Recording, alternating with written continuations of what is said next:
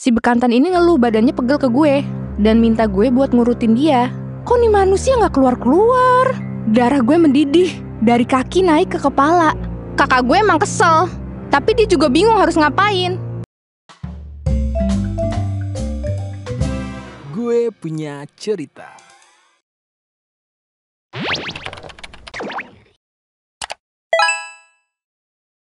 Video ini akan mengandung konten tentang pengalaman kekerasan seksual dan isu kesehatan mental yang dapat memicu trauma atau respon emosional tertentu.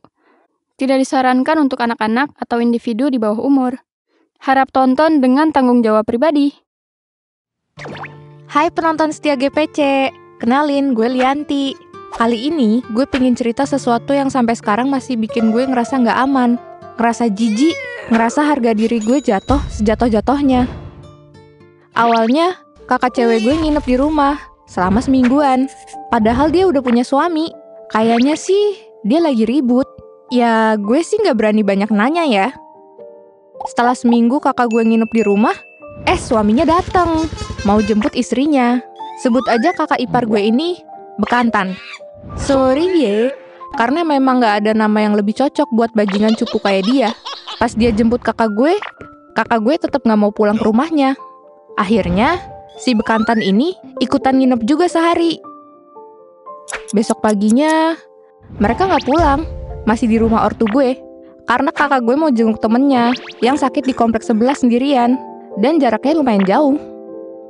Setelah kakak gue dari rumah temennya, di perjalanan pulang, dia ada feeling gak enak dan baru inget kalau si bekantan ini di rumah sama gue doang.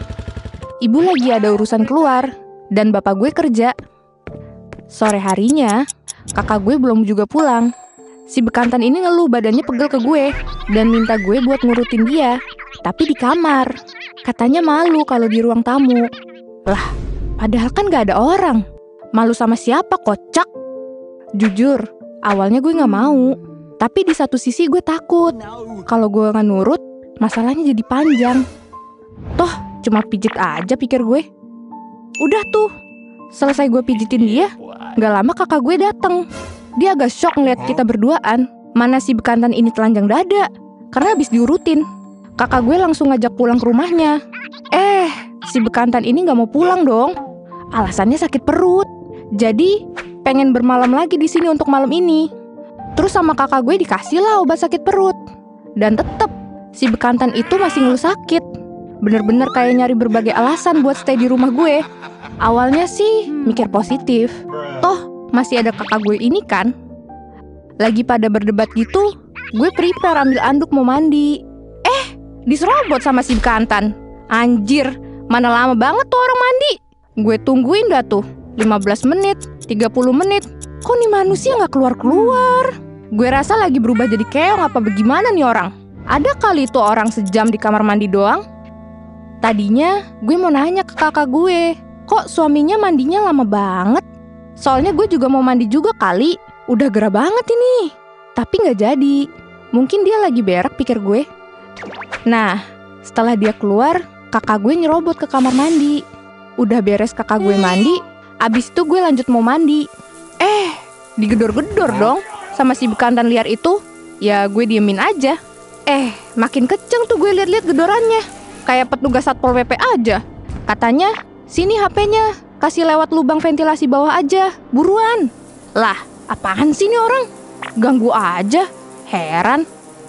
Gue nggak tahu itu HP yang dia maksud ada di mana. Gue coba cari-cari itu HP-nya ditaruh di mana. Ternyata HP itu ada di rak atas yang buat sabun. Gue langsung ambil HP-nya dan ternyata masih dalam proses recording. Berarti pas gue lagi mandi juga ada rekaman gue di HP itu. What the hell? Badan gue langsung gemeter. Badan gue panas dingin. Darah gue mendidih dari kaki naik ke kepala. Itu ruangan sakral gue anjir. Tempat di mana gue gak bakal pakai baju. Tempat privasi gue dibongkar. Sakit banget tuh orang. Gue ngerasa jadi objek fantasi dia. Gue pun langsung buru-buru selesain mandi. Kelar mandi, gue lihat kakak ipar gue ini ada di ruang tamu. Dengan emosi yang menggebu-gebu, langsung gue tonjok lah tuh orang. Kepala, muka, sama perutnya sampai tangan gue bengkak. Sementara HP-nya masih gue umpetin. Pas adegan tonjok itu, dateng Uwa dan kakak gue dari luar. Kaget lah dia. Lihat gue tonjokin suaminya ini. Uwa gue bilang, Neng, ada apa nih? Terus kakak gue nyautin, iya, ada apa sih? Gue jelasin lah kejadian tadi. Bener-bener kakak ipar gue ini kurang ajarnya kebangetan. Kalau di situ ada truk sampah, gue hantam sekalian sih. Tonjokan demi tonjokan gue lepasin. Bukan karena berani, tapi gue ngerasa harga diri gue dilindes. Bukan diinjek lagi kalau udah begini. Kita pun berantem dah tuh bertiga. Muncullah kakek gue yang gak tahu apa-apa ini. Coba misahin si bekantan dari hantaman maut gue dan uak gue. Kakak gue cuma bisa nangis aja duduk di sofa. Gue tanya apa tujuan dia rekam itu. Dia nyautin, ya mau lihat lah. Jawaban tertok yang pernah gue denger. Datanglah nyokap gue. Dijelasin lagi tuh kronologinya. Dan nyokap gue emosi parah. Langsunglah beliau nelpon RT RW. Rame dah tuh kayak ada bedah rumah.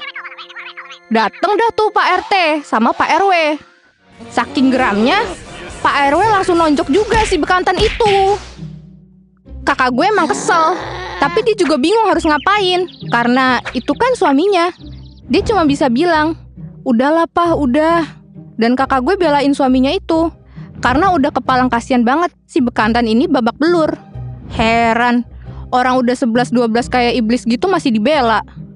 Terus nyokap gue nanya ke kakak gue sampai 4 kali. Ini mau gimana? Udah pisah aja. Bawa barang-barang kamu ke sini. Dia cuma nangis sesegukan aja. Di satu sisi, lagi ada masalah yang bikin dia balik ke rumah ortu. Tapi dia juga gak mau pisah. Tapi kelakuannya kayak dajal. Gak lama Pak Lurah dateng. Dan jalan tengah yang diambil untuk kasih kesempatan sekali lagi di atas materai. Tapi kalau dia ngulangin lagi, udah dipastikan mereka bakal pisah. Dan ada sanksi sosial dari Pak Lurah. Lah kocak, orang kayak gitu dikasih panggung lagi. Udah mah jelek, duit gak ada, kelakuan kayak hewan, hidup lagi. Akhirnya, si bekantan ini minta maaf ke kakak gue. Dan janji gak bakal ngulangin lagi. Dia juga minta maaf ke gue. Najis banget orang jahat gitu dikasih ampun. Kalau bisa tampol mah tampol aja. Ngapain sabar? Hari itu cukup berat buat gue. Gue nangis terus. Keinget betapa jahat kelakuannya sama adik iparnya sendiri. Ditambah lagi, dia ternyata sengaja taruh HP di kamar mandi. Emang tujuannya buat videoin gue, bukan istrinya. Bajingan kelas kakap emang. Malam itu, bener-bener langsung sakit gue. Badan gue demam, dan gak nafsu makan. Ditambah muntah 10 kali karena asam lambung naik. Ayah gue pun pulang. Semua sampein kejadian yang menghebohkan siang tadi. Tapi kakak gue sama suaminya langsung buru-buru pulang. Keesokan harinya, kakak gue akur lagi sama si bekantan. Kena pelet apa gimana kali tuh orang. HP si bajingan itu ada di keluarga gue. Dia dateng dan mau diminta lagi dong. Katanya mau dijual HP-nya. Karena dia emang jual HP second gitu. Tapi tetap aja gak ada hasilnya. Gak bisa ngasih duit ke istri.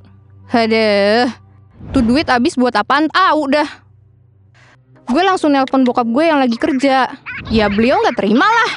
Sampai bokap gue bilang, berapa sih harga HP itu? Sini ayah beli. Gue di situ cekcok sama dia. Ya gue teriak aja. Dia langsung nyibrit kabur. Ya serem juga kali. Walaupun video itu udah dihapus, kalau sama tukang HP bisa diakalin buat muncul lagi tuh video, terus disebarin, apa nggak kejang-kejang ntar gue? Apalagi si bekantan ini pasti dendam banget sama gue. Udah dihajar dan diadili sama petinggi setempat. Untungnya dia belum sempat lihat videonya. Banyak kasus kayak gini sering terjadi, bukan dari orang asing, melainkan dari teman atau bahkan keluarga terdekat lu. Lu berhak marah karena dia udah bikin luka batin yang membekas. Pelajaran yang bisa diambil dari cerita gue, saat gue berani ngelawan, berani speak up, itu adalah bentuk self-defense gue. Dan itu bisa nyelamatin bukan cuma diri gue, bahkan bisa ngelindungi korban lain dari kejahatan yang sama. Makasih buat sobat penat yang udah dengerin cerita gue, sampai ikutan emosi. Tenang, emosi kalian sudah terwakilkan kok sama gue. Haha. Semoga cerita ini bikin lu aware sama lingkungan sekitar, terutama di tempat umum ya. Sampai jumpa di kisah GPC selanjutnya. Bye!